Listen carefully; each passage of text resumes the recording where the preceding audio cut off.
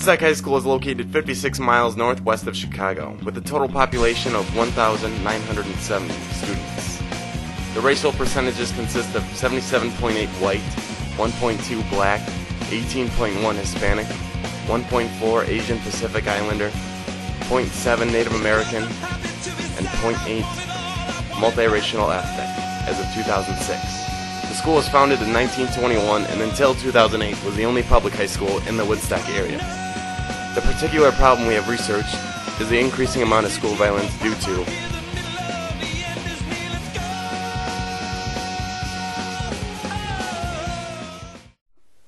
We asked Vice Principal Cater what his observations were on the topic of violence in the school.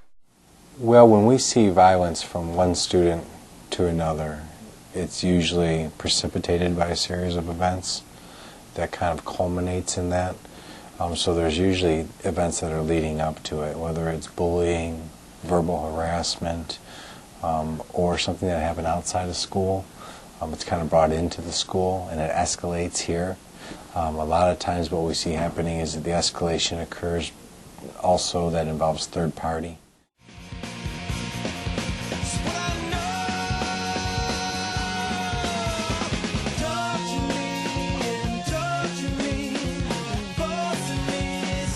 Another theory is how biology could be a factor in the behavior of the student.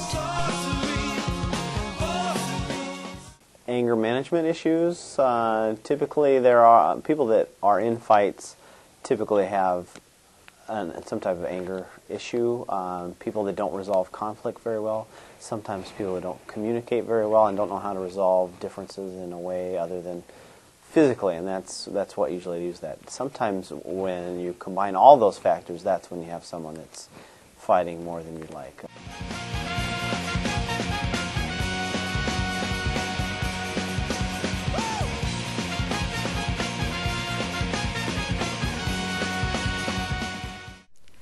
After interviewing the school nurse at Woodstock High School, we learned that even gender plays a role in the amount of violence portrayed in Woodstock High School.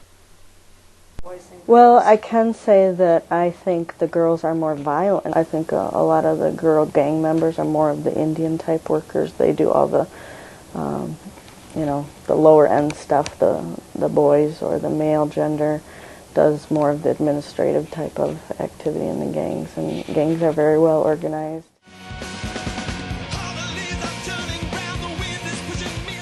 I've seen more girls get into fights here than I ever have seen the boys. And as far as the damage is concerned, I've seen more girls get damaged in girl fights than I have the guys in guy fights. Usually the guy fights tend to be more verbal, maybe pushing and shoving, whereas the girls, when they finally decided they're going to fight, it tends to get pretty nasty pretty quick. There's slaps, and big girls with fingernails and wearing jewelry and long hair is a good target to pull on. So as far as gender, I would say the girls fight more and they get more injured in them.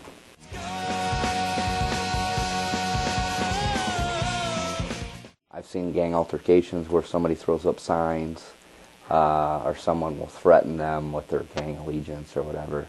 But the nice thing about that is the school has such a strict policy on anti-gang behavior and colors and so on and so forth that usually that's dealt with very harshly and can oftentimes even lead up to expulsion. I've seen kids expelled for that.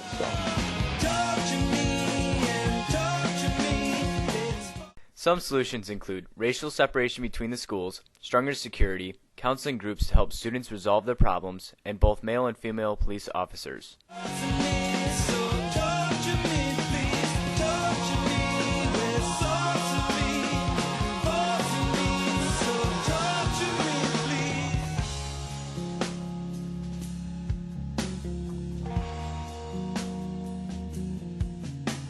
The will of God is standing still. Brazilian children get their fill. Let's go. Let's turn it up and dumb it down. The vision of your road was sounding so. And all the leaves are turning brown. The wind is pushing me around. Let's go. A vintage year for Pop. I hear the middle of the end is near. It's so.